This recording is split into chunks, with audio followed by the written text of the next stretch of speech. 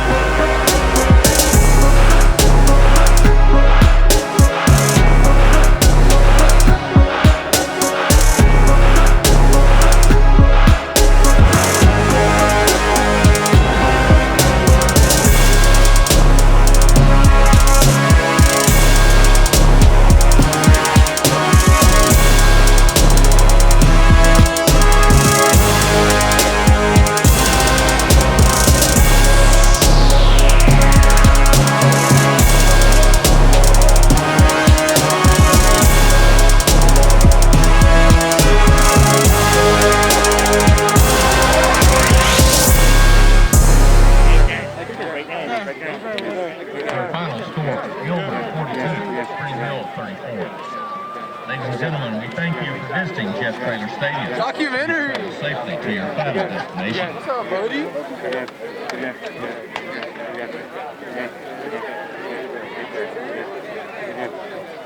Good game. Keep working, boy. Good game, bro. Good game.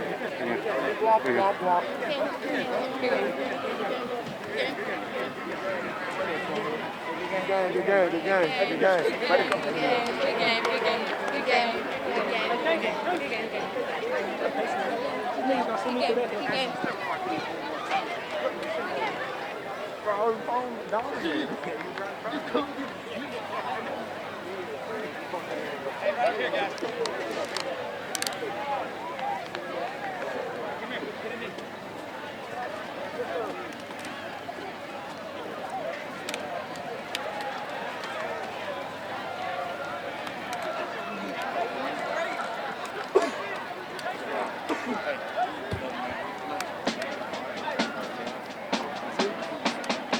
Over here.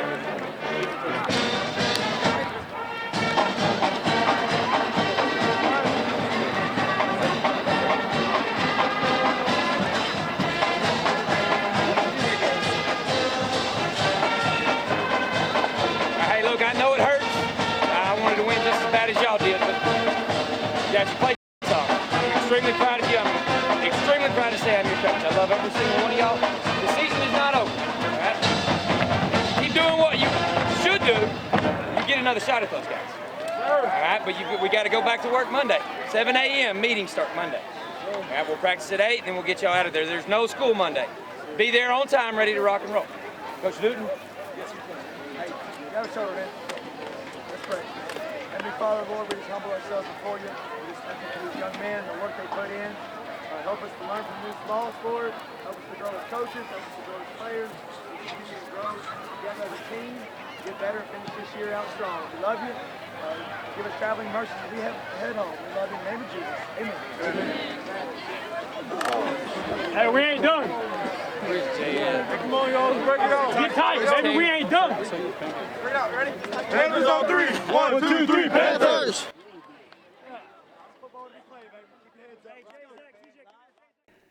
You guys had a lot of kind of self-inflicted wounds on Friday, and you still only lost by a touchdown, 2-point conversion. So kind of walk me through your thoughts on the game overall against Gilmer. Yeah, I thought we played well enough at times to be in that game, and we talked to the kids before the game about turnovers. When you have two good teams, a lot of times whoever turns the ball over the most is going to lose, and that, unfortunately for us, that was us on Friday night. So we just have to eliminate all the turnovers that we had. And but as far as the way the kids played and fought, it was good to see. And I think you know, I don't really like moral victories, but I think our kids do see, hey, that's one of the top teams in the state, and we had a chance to play with them. Well, I think it shows what we've talked about. Spring Hill is a much better football team than in the past, that they were still able to stay in a game against a very good team with turnovers and with things, and one of them was a catastrophic, you know, it was a pick six. So, but the fact that they're still be able to play good teams and stay in those games with those mistakes shows improvement, shows that they're moving in the right direction, but it also shows they're not quite there yet, and they're not quite good enough to make those mistakes and win those games. So, yeah, it's just the stuff that they've got to clean up. You know, you can't, until you reach a certain level, you can't afford turnovers and penalties and things that hurt you. You have to make the other team beat you, and they're not quite there yet. They're getting there, and I think that showed that. So, you know, I think they can take some positives away, but they can also say, all right, guys, you see, we're not good enough to do that stuff yet. I think the Silsbee game, and that, as a staff, we talked about it. I think that was the game that really has flipped it in our kids' heads that, hey, we can do this. So just the way we've been practicing, and even this week after that loss, we've had good practices, and the kids are upbeat, and they're ready to play and get back on the field. Okay, so this week they've got, which in the past has been a pretty formidable opponent in Liberty ILO, but some circumstances that happened previously may make this game more of a winnable game for Spring Hill this week. So can you kind of take me through that? Yeah, and it's, you know, it's a winnable game unless they walk in there thinking that. I know that's what, you know, Coach Louvier is having to guard against this week. The kids know what's going on. They, yeah, basically what happened at Liberty ILO, there was a huge fight during the game against Waco La Vega 2 weeks ago. Liberty Isle was off next week, so any punishment carried over to this week. And that punishment is basically Coach King up there said, hey, UIL says if you came off the bench, you're suspended for a half. Well, Coach King, the last I heard, he said, no, if you came off the bench, you're done for a whole game. And that carries over to this game. And what I'm hearing from Josh Rickert, the sports editor at Texarkana Gazette, is they're gonna have 5 varsity players playing, and everybody else is gonna be JV and freshmen. So, it's a bad situation for Liberty Isle. I am sure, if Spring Hill goes and wins this game, this is not how you want to win this game, but you still have to do it. You still have to go out there and play. You can't go in there taking anybody lightly. Liberty Isle has always got athletes at every level. So I don't think they can go in and think it's going to be an easy game, a guaranteed win or any of that. Again, they're not that good yet. They're not good enough to take opponents lightly. They're not good enough to go in and take anything for granted. You have to go in and play your game. Whatever happens, happens there. But this is not one. This is one they should win, but it's not one they need to walk in there feeling, hey, we got this made. Let's look ahead to Pleasant Grove, next week. So it's kind of a trap game. I know Johnny wants them to go in there and take this very seriously and get this over with and get a W and get out of there. Yeah, this is a big game for us. It's one we need to win to get in the playoffs. And we really don't know exactly who's out, who's playing, so we're just kind of preparing for their starters to play. And whoever shows up here on Friday, we've got to be prepared to play our game. So as a coach, that is a fear of, kids read the internet and all this, and we're playing a JV, and taking them lightly, and that's the last thing we need to do.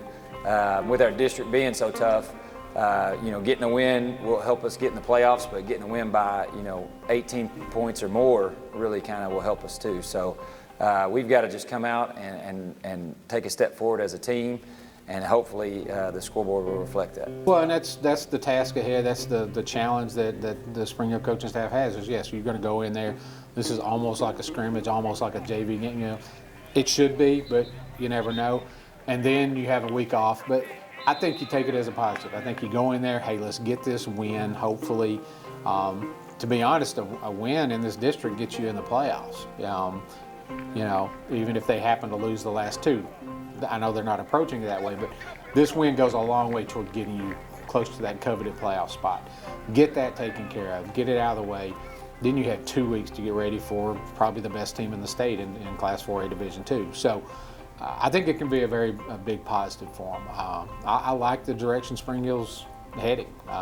One thing that I noticed, one thing I do when I do previews for teams, I was a former offensive lineman, so we never get any publicity. One thing I do when I do a preview is I ask the coach, hey, who are your offensive line guys, so I can get them some ink. And very interesting, what I've noticed this year, and this to me says a lot about where the program's headed. They haven't changed offensive linemen all year. They're 5 offensive linemen. I wrote them down here: Aaron Collier, Gavin Emerson, Brandon Krennick, Colby Bowles, and Tony Natera. That's been the same 5 all year long. That says a lot. Number one, obviously Gage White, he's got to be happy with that. There's a reason he's leading East Texas in passing yards and I think second in touchdowns. He's a good quarterback, but he's also had these same 5 guys up there. But to me, that tells where the program's headed. That's off season. That's conditioning. That's the weight room. That's trainers, keeping these guys healthy, because it's not an easy position to play. You're going to get nicked and bruised and beaten up all the time. So to have these same 5 guys start every game so far, that says to me a whole lot about where this program's headed. So that's a very good sign. Coach Griffiths has done a great job with them, and in reality, one of our biggest fears was the fact that the offensive linemen know there's not any other offensive lineman. So there's when if you're at a position and you don't have a backup, you can tend to not practice well or kind of take that mentality of they got to play me anyways because it doesn't matter if I get better, there's nobody behind me. And he's done a good job of pushing those kids, and they've done a good job really taking ownership of being an offensive lineman. People don't see this, but they're here every morning at 7 o'clock. No other position does that. So they're here watching film, working stuff. As far as position groups, there's not a group on our team that works harder or puts in more time than those guys do.